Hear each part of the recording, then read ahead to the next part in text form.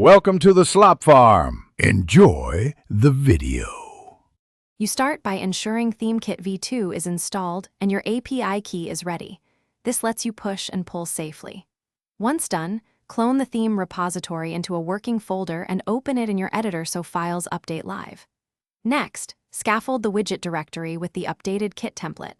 This creates required JSON, CSS, and JS files. Make sure your local branch tracks the theme to avoid conflicts, and run a quick ThemeKit connect to confirm authentication. You now implement the widget structure. Define widget. JSON with schema fields and default presets so merchants can configure it.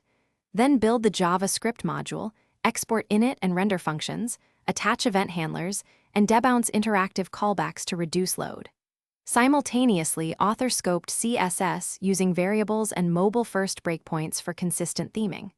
While coding, run ThemeKit watch to compile and push only changed files. This speeds iteration and shows live feedback, so you can adjust. You finish by deploying the widget with ThemeKit deploy to the correct theme ID. This pushes your compiled assets and JSON. Once deployed, test and staging across viewports and verify settings in the theme editor, confirming accessibility attributes and load times.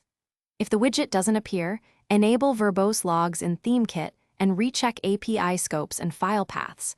Most failures are auth or path mismatches. Finally, revert to a safe branch if needed. Fix the issue, then redeploy once tests pass. Thanks for watching. Consider subscribing if we helped you today.